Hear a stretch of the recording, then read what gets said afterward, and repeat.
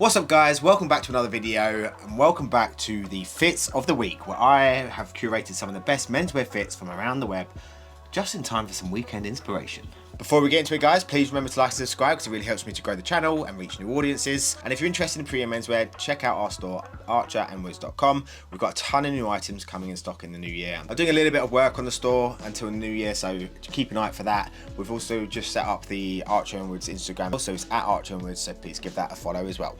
But let's get into the fits. First up, we've got Reges.gyo on Instagram. I do hope I didn't butcher that too badly. And this is a very Steve McQueen-esque sort of photo. I love white trousers or like lighter trousers in the winter.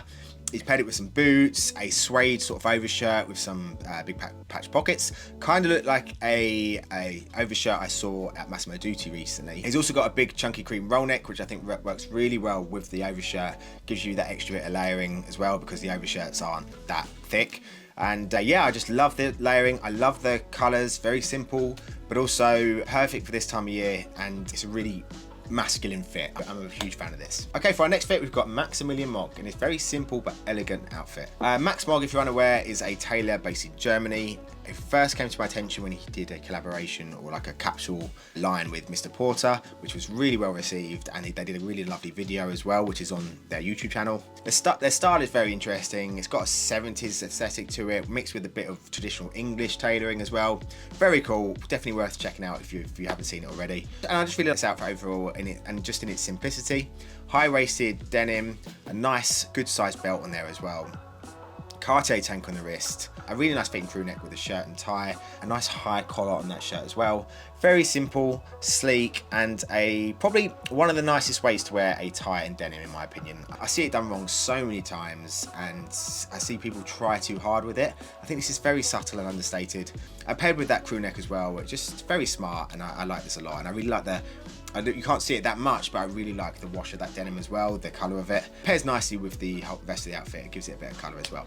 So our third fit for the day is Mr. David Style on Instagram in his beautiful all brown tonal look, which is by Giorgio Armani. So Giorgio Armani have recently revived that sort of 90s aesthetic, and I think they've done such a great job. I love this, it's got a looseness, it's still got a good bit of structure though at the same sort of time. The long oversized lapels, the placement of the buttons, those big chunky flaps on the pockets, and then the shoulders and sleeves as well. And whilst it's loose fitting, it's still very smart at the same time. And then some slightly lighter trousers paired with some good size lace-ups as well, which really work back with the balance of the outfit and the silhouette overall. When you're wearing all brown, it can be quite heavy, and I think they've done a really good job here in balancing it out. It's a really nice outfit. So our next outfit is from Tsubo Yoshihiro, who comes under the guise of Boys Market. So I'm not too familiar with the actual background of it because a lot of the writing is in Japanese kanji. I've got so many images of him on Pinterest stored away because he's such a brilliantly dressed guy. And I believe it's like a Japanese vintage store or clothes store, but yeah, definitely worth checking out for yourself. Obviously be careful when searching that, but on Pinterest you'll see loads of images of him if you haven't seen it already. But yeah, this is a beautiful outfit. I love the pairing of those suede boots with the trousers. I'm assuming they're like high-waisted grey trousers. Obviously he's sitting down here. We've got this nice white or off-white blazer paired with a white shirt and a kind of, I want to say blue and like darker green, almost paisley coloured tie. Like it's very subtle pattern in there because the colours are so close together, but it works really well with the rest of the outfit, especially when you're pairing like a white shirt and white blazer.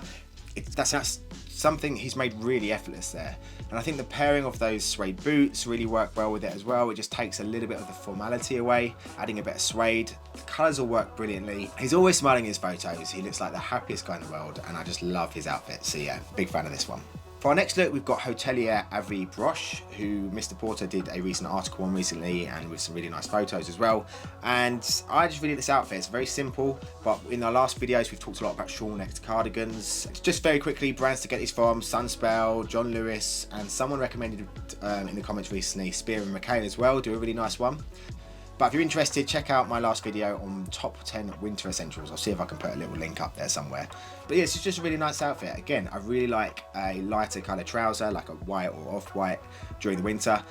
especially paired with navy, and I like he's gone with navy on navy, a sort of tonal blocking up top. And there's some really nice boots, I like suede walking boots. Slim, so it works with the rest of the outfit, but a really nice light tan colour. And yeah, just a really nice outfit, like perfect for a winter's weekend, like going for a Sunday lunch or something like that. But yeah, check out Mr. Porter's article on him. I think on their Instagram it's 3 or 4 posts down from the time of recording this. Our penultimate look of the week is this one from Houndsd and Herringbone on Instagram. Really great follow.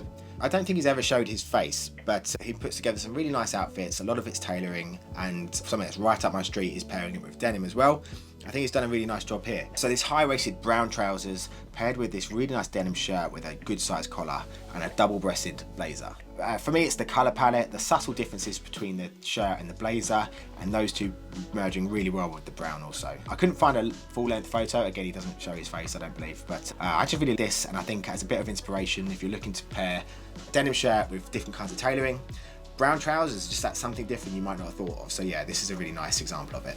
And then for our last fit, we've got the ALD Drakes collaboration that they've just brought out a big lookbook for and collection. I really like the collaboration, the two brands that really work well together. You've got that sort of American and British collaboration in there as well.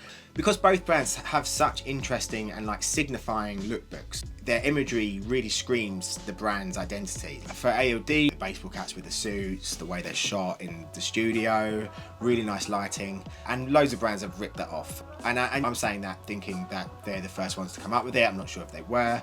Brands like Kith have done very similar sort of stuff, and other brands too. And it's fair play because it's really nice photography. It shows off the clothes well, it's interesting, and it uses like regular people as well, which I really like. Similar with Drakes, they use a lot of film photography. They use a great photographer called James Harvey Kelly, among others as well, but who does like great film photography out on the streets of London. Very cool. Really, if you look at each one of those images, you're thinking of the brand. So they've done such a great job with that. And I think here they've collaborated the two. So you've got the sort of studio photography of ALD mixed with that sort of wooden backdrop, which is a little bit. So if you go into Drake's store on Savile Row, it's got a very wood feel to it. It's got this kind of colour scheme, I think would be fair to say goes on there. And if you look at the clothes then, we've got that sort of typical chalk stripe suit, which Drakes have had for in their perennials, I think. And it's got a little bit different. So it's double-breasted. I'm not sure if the one they have usually is double-breasted. It's got a little bit of structure to the shoulder as well, which is a little bit different. So it's almost like a bit more of a kind of city boy suit. I don't know if that's the right or if it's the best way to explain that, or it's the nicest way to explain that. But I like it. It's very slim and just that extra bit of structure I think works really well, especially with a double-breasted suit.